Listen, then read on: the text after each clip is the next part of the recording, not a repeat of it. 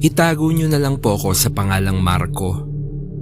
Hilig namin nung pinsan kong si Jorik na maglaro ng mga PC games dati. Pasensya na po pero aaminin ko, madalas crack version o yung mga pirated na PC games ang madalas namin bilin. Ito yung kausuhan pa ng mga bilihan ng CD at DVD na pirated. At madalas nga, sa isang mall na sikat nung 90s kami tumatambay at namimili. May floor kasi dito na puro computer shop o arcade. At meron ding inuman, kainan at live bands. Shoutout sa mga batang 90s na katulad kong tambay sa mga ganitong lugar. Balik nga po sa kwento. Inaabot nga kami ng pinsan ko ng gabi sa pagbabrowse ng mga CD dito.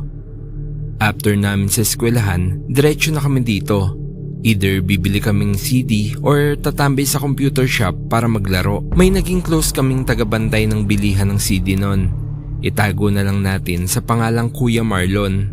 Mabait si Kuya Marlon. Minsan, pag pangit yung game na nabibili namin, pumapayag siya na ibalik namin ito at palitan ng ibang game. Minsan nga, isang normal na araw, mag-isa lang ako noon dahil nagkating yung pinsan ko. Madami akong baon.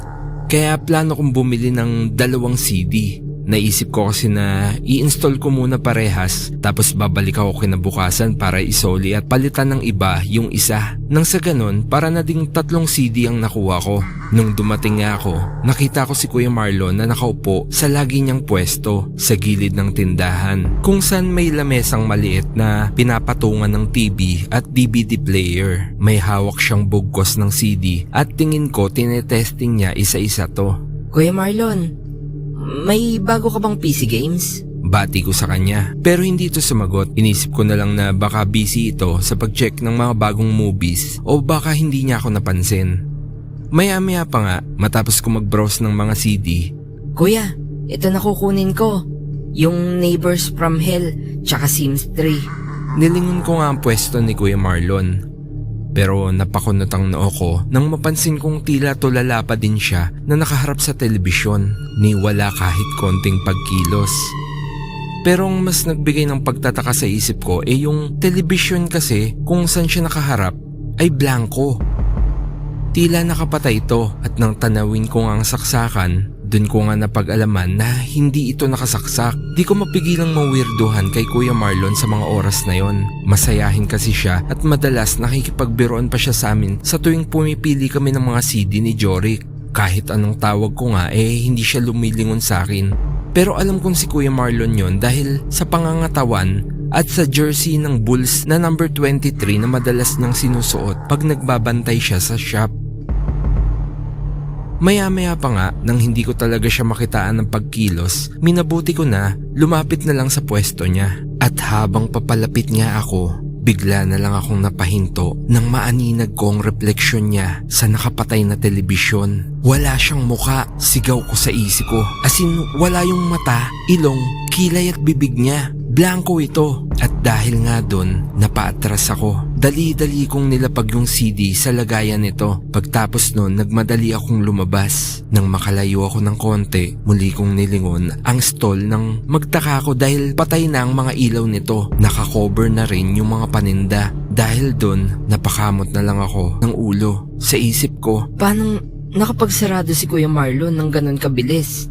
Halos wala pang 30 segundo kung naglalakad palayo sa shop. palingon-lingon nga ako sa shop nang bigla kong nakabungguan si Jorik. Kasama niya yung iba niyang kaklase na parehas niyang nagkating rin. Insan, saan ka nang galing? Ba't namumutla ka yata?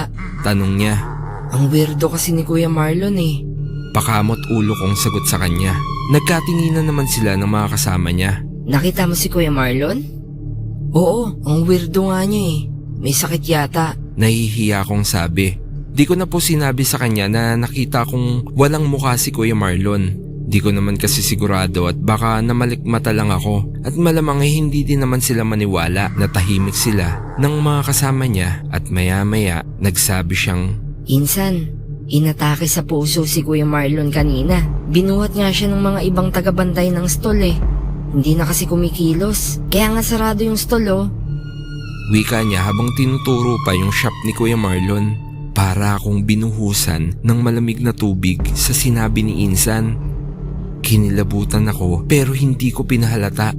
Baka nakabalik na kanina si Kuya Marlon, tas nagsarado na lang uli para magpahinga. Nauutal ko namang wika. Tara, tanong natin dun sa kabilang stall. Kay ating maganda, kung kamusta si Kuya Marlon, kaibigan niya yun eh. Suwestiyon naman nung isang kasama ni Jorik. Ayoko na nga sanang alamin pa dahil medyo kinikilabutan na ako, pero may part pa din sa isip ko na gusto kong malaman kung kamusta na ba talaga si Kuya Marlon. Kahit paano, kaibigan na din kasi turing ko sa kanya. Kaya pumunta nga kami sa katabing stall at nagtanong kami kay ating bantay. Te, kamusta si Kuya Marlon? Wika ni Jorik. Yumuko ito at tila bahagyang tumalikod sa amin. Wala na si Kuya Marlon. Di na siya umabot sa ospital.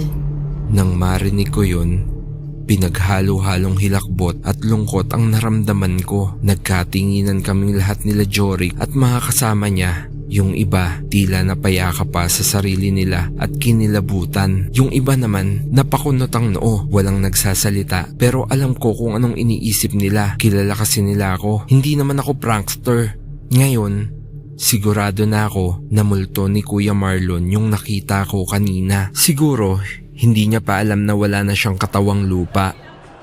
Matapos ang nalaman namin, malungkot kaming umuwi ni Jorik at simula nga ng araw na yon, hindi na ako naging madalas sa mall na yon. Di katulad dati na araw-araw. Nanatili ng sarado yung stall ni Kuya Marlon hanggang sa mga may pumalit na nga, pero ni isa, walang nagtagal. Di ko na din alam kung bakit. Hanggang sa unti-unti nang nawala at naubos yung mga nagbebenta ng CD sa lugar na yon. Pero kahit pa nga nagkaroon ako ng nakakatakot na karanasan sa lugar na yon, mas tumatak pa din sa akin yung mga happy moments sa mall na yon. Iba pa din talaga yung panahon na lumalabas pa ang mga tao para magsaya. Di tulad ngayon na puro online na, kahit PC games at maging ang mga pinapanood na movies. Bale hanggang dito na lang po muna yung kwento ko. More power po sa Batang 90s Horror at salamat. Kayo ay nakikinig sa Batang 90s Tagalog Horror Stories Radio. Itago nyo na lang ako sa pangalang Isay. Nagtatrabaho ako sa garment section, dati sa department store ng isang sikat na mall sa North Metro Manila noong 90s. Malapit na mag-closing ang mall nun at kasalukuyan akong naglalog sa inventory namin. Minamadali ko na dahil medyo late ko na nagawa nang mapansin ko pong may mga part na ng department store ang nagbabawas na ng ilaw. Tanda na magsasarado na nga ang mall. Dahil nga medyo late na ako natapos sa nilalag ko, nakalimutan kong kumuha ng mga returns. Kaya nagmamadali akong pumunta sa fitting room. Sa harap po kasi na nilalagay madalas yung mga return. Ito yung mga damit na hindi na binili ni customer or either hindi kasya sa kanya or hindi niya nagustuhan. Inisa-isa ko nga yung mga damit na nandun at chinek ko kung merong return para sa department namin. Nang bigla na lang, may narinig akong tila umiiyak. Iyak ng isang babae. Marahan lang ang pag-iyak nito at hindi siya yung hagulgol. Lumingon-lingon ako sa paligid. Sa tingin ko, nanggagaling ito sa fitting room.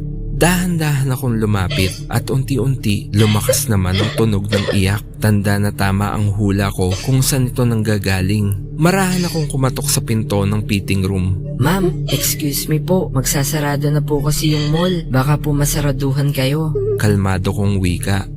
Tumigil naman ang iyak nito. Bumalik ako sa harap na bahagi ng fitting room at tinuloy ang pagtingin sa mga returns. Inabangan kong lumabas yung babaeng narinig ko sa fitting room, pero matapos ang ilang minuto, wala pa rin. Muli na naman akong nakarinig ng hikbi at maya-maya ay unti-unti itong lumakas at naging panaghoy. Kasabay ng iyak, tila ba naririnig ko na nagsasalita ito ng parabang dasal na hindi ko maintindihan. Tumaas ang mga balahibo ko sa batok, sa kilabot, lalo nang tila bigla na lang nanginig ang pintuan ng fitting room. Hindi ko po alam kung bakit pero imbis na tumakbo ako palayo, para bang may tumulak pa sa akin para sumilip sa ilalim ng pinto ng fitting room. May uwang po kasi yun, 'di ba? Sa ilalim ng pinto. Marahan nga akong dumukwang sa ilalim at nakita ko ang isang pares ng paa na nakaapak. Hindi ito gumagalaw at maya-maya pa nga nanlaki ang mga mata ko nang mapansin kong tila basa ito sa makintab na pulang likido. Nabuwal at napasalampak ako nun sa sahig. Lalo na nang tila unti-unti ring itong sumilip pabalik sa akin sa puwang ng pinto. Kitang-kita ko na balot ng makintab na pulang likido ang mukha nito. May itim ang kabuuan ng mata na tila ba blanco. Kulay gray na ang mukha nito sa sobrang putla. Nagsisigaw ako nun sa sobrang sindak. Halos panawan ako ng ulirat, pero maya-maya pa nga dumating yung ka-department kong sales lady. Pinakalma niya ako. Dumating din yung guard at pinainom nila ako ng tubig. Nang makalma nga ako, kinuwento ko nga sa kanila kung ano yung nakita ko. Nilapitan naman ng guard yung fitting room at binuksan. At tulad ng inaasahan, walang kahit sino ang nasa loob nito. Kahit bakas ng dugo ay wala. Matapos nga nun, ilang araw kong hindi nakapasok. Hindi mawala sa isip ko yung itsura ng babae. First time ko lang din nakakita ng ganon. Kaya sobrang hilakbot ang naramdaman ko. Napag-alaman ko din na hindi lang pala ako ang nakarinig ng hikbi sa department store na yon. May mga night shift na guard din daw na umiikot sa loob ng store ang madalas nakakarinig ng umiiyak na babae. Pero sa kamalas-malasan nga ako pa lang daw ang nakakita. Bale, hindi ko na po nalaman yung backstory ng babaeng umiiyak. Umalis na din kasi ako sa mall na yon after ng isang buwan. Hanggang dito na lang po yung kwento ko. Pasensya na kung maikli at bitin sa impormasyon. Pero salamat pa din po sa pagbabasa. Good luck po at God bless sa channel nyo. Kayo ay nakikinig sa Batang 90s Tagalog Horror Stories Radio. Malamang ay narinig nyo na ang kwento tungkol sa isang sikat na mall na itinayo noong 90s na dating simenteryo. Alam ito ng halos lahat ng taga doon at hindi naman nagisikreto na dati itong libingan. Marami ang naniniwala na may mga labi o buto pa sa simenteryong ito na hindi na natanggal o nailipat nung binuo ang mall. May mga pangyayari tulad ng mga multong kumukuha ng gamit, mga operasyon ng multo sa iba't ibang bahagi ng gusali at marami pang iba. Samot-saring kwentong kababalaghan ang kumalat at nagpasalin-salin kahit pa sa mga taong hindi pa nakapunta sa nasabing mall. At isa nga dito ang kwentong maririnig nyo. Isa akong usher porter sa sinehan. Trabaho kong tumanggap ng tiket ng mga manonood. Ako din ang nag-a-assist sa mga papasok sa loob. Bawat isang sinehan ay may naka-assign na isang usher porter at checker. Ang checker po pala sa pagkakaintindi ko nung mga panahon na yon ay nagbibilang sila ng mga nanonood sa pelikulang binabantayan nila. Pinapadala po sila ng studio o agency ng pelikulang pinapalabas sa sinehang yun. Isang normal na gabi para sa akin. Nakatoka ako sa isang sinehan na magla-last full show. Bali 10 PM lang ang schedule ng tapos nito. Saktong nagliligpit na ako dahil nakalabas na ang huling manonood sa binabantayan kong sinehan. Humahangos na lumapit sa akin yung isa kong kasamahan na usher porter at nakiusap na baka pwedeng ako muna ang magbantay sa sinehang pinipwestohan niya. Sumama daw kasi ang pakiramdam niya. Agad naman akong pumayag dahil hindi naman talaga ako pwede mag-out kahit patapos na yung last full show sa binabantayan kong sinehan. 10:30 PM pa po kasi ang out ko, sakto sa tapos ng binabantayan niyang sinehan. Sa mga oras na yon, kasalukuyan nang nagsasarado ang mga establishmento sa loob ng mall. Kahit nga po yung bilihan ng popcorn namin sa cinema ay nagliligpit na. Unti-unti na ding pinapatay ang mga ilaw at nagtitira na lang ng sapat na ilaw para makarating sa labasan ang mga natitirang empleyado at customer. Nasa ganong sitwasyon nga nang tunguhin ko ang sinihan na pinipwestohan ng kasama kong usher porter. Naabutan ko na nagbibilang na ang checker ng sinehan na yon. Bale normal naman po yon dahil karaniwan ay wala nang manonood na hahabol pa sa ganong oras. Dahil 30 minutes na lang po ay tapos na ang pelikula. Nadaanan ko nga siya na naglilista na ng numero ng ticket sa logbook niya. Nilagpasan ko siya at tumupo ako sa isang medyo mataas na bangko sa pagitan ng dalawang magkaharap na entrance ng sinehan. Maya-maya pa ay may lumabas na magkasintahan. Tuloy-tuloy silang naglakad palayo sa sinihan na parang nagmamadali. Napalingon ako sa pinto ng sinihan na sa pagkakataong yon ay hindi na bumalik para sumara. Narinig kong may mga tawanan sa loob ng sinihan. Sabay-sabay pa minsan ang paghalakak ng mga tao sa loob na parabang tuwang-tuwa sa pinapanood. Naisipan kong pumasok sa loob para silipin kung gaano ba kadami ang nanonood sa pinapalabas sa sinihang yun. Pumuesto ko sa bandang gilid. Tanaw kasi sa pwestong yun ang buong sinihan. Namangha ako sa dami ng nanonood. Halos puno, maging ang mga upuan sa pinakaharap na hindi naman madalas inuupuan ay may nakapwesto. Nakaramdam ako ng pagtataka dahil hindi pangkaraniwan na ganun kadami ang nanonood, lalo na sa last pool show, maliban syempre pag Pasko. Nagkibit balikat na lang ako at sumandal sa pader. Pinindot ko yung relo ko para umilaw at makita ang oras. Nang biglang namatay ang projector. Nagdulot ito ng sobrang dilim sa buong sinihan. Sinubukan kong pindutin ang flashlight na gamit ko, ngunit hindi ito sumindi. Tinakta ko ito sa pag-akalang gagana sa ganung paraan. Nagwika ako sa kawalan ng, "Don't worry po, ma'am, sir, wag po magpanik, magbubukas po ang emergency light natin." Walang sumagot at pawang nakakabinging katahimikan lang ang pumaibabaw. Nasa ganung sitwasyon nga ako nang biglang makaramdam ako ng sobrang lamig na halos bumalot sa buong pagkatao ko. Kinilabutan ako mula ulo hanggang paa. Lalo na nang may marinig akong may hinang bulungan na hindi ko maintindihan. Sa pakiramdam ko ay nakalibot sa akin ang mga nagsasalita. Nagtaasan lalo ang mga balahibo ko nang maramdaman kong may mga unti-unting humahawak sa hita ko at hinihila nila ako pailalim. Nagpumiglas ako at tumakbo. Sa pagkakataon nga na yun, pakiramdam ko ay napakalayo na ng natakbo ko pero hindi ko pa din maabot ang exit ng sinihan. Pumikit ako at pinilit kong palakasin ang loob ko. Nakaramdam ako na may parang humahawak sa kamay ko. Sa tingin ko ay bata ito dahil sa liit na rin ang kamay nito. Ngunit imbis na mabawasan ang hilakbot ko, ay lalo itong nadagdagan nang maramdaman kong sobrang lamig ng kamay nito. Ibang-ibang lamig ng kamay na yon, na para bang bagong labas ito sa rep. Halos mahimatay na nga po ako sa pagkakataong yun dahil ramdam ko na hindi na normal ang pangyayaring yun. Napasalampak na lang ako sa sahig dahil wala na po talaga akong matanaw. Kahit pa yung ilaw sa fire exit na dapat hindi namamatay ay di ko na din makita. Wala na akong nagawa kundi yumuko at magdasal. Ilang sandali pa nga ay bumukas na ang ilaw. Hindi na po ito yung projector kundi yung ilaw na po mismo sa loob ng sinihan. Lumingon-lingon ako sa paligid at halos lumundag ang puso ko sa sindak nang makitang wala nang kahit isang tao sa sinihan. Nagtatakbo ko palabas at nakasalubong ko yung mga maglilinis. Humahangos akong nagtanong sa kanila kung may mga tao bang lumabas na sa sinihan at sinagot naman nila akong wala dahil yung dalawang magkasintahan lang naman ang pumasok sa last pool show sa sinihang yun. Ayon nga ito sa checker. Kaya nga daw nung lumabas na ang magkasintahan ay napagdesisyonan ng projector operator na ihinto na ang palabas. Hindi ako makapaniwala kaya lumapit ako sa checker. Tinanong ko din siya, kinuwento kong nasaksihan ko at naranasan. Nagtataka siyang sumagot sa akin ng halos walang nanood sa palabas sa sinihang yon. At kahit papagsama-samahin ng tiket na nabilang maghapon ay siguradong hindi mapupuno nito kahit yung taas lang na bahagi. Pinalot ako ng kilabot. Ibig sabihin hindi na pala mga buhay na tao ang nakita kong nanonood sa loob ng sinihang yon.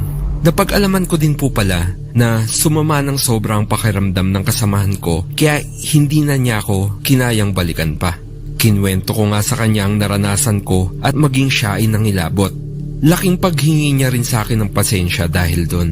Pinaliwanag niya din sa akin na maging siya ay may nararamdamang di maipaliwanag na takot tuwing nagbabantay siya sa sinihang yun.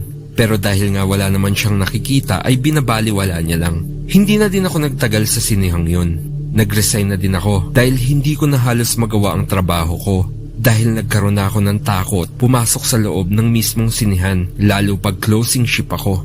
Umuwi na lang ako ng probinsya namin at simula nga nun, wala na akong naging balita sa sinihang yon o sa mall. Hindi po ako paniwalain sa mga supernatural na pangyayari. Pero dahil nga po sa naranasan kong ito, ay napaisip ako. Sa kabila po nito ay may mabuti naman na dinulot ang naranasan kong ito. Mas tumibay po kasi ang pananampalataya ko sa Diyos at lagi ko nang naaalalang magdasal. Bale, hanggang dito na lang po pala. Salamat po sa pakikinig ng kwento ko at sana nagustuhan nyo. God bless po sa ating lahat. Johnny po ng Nueva Ecija.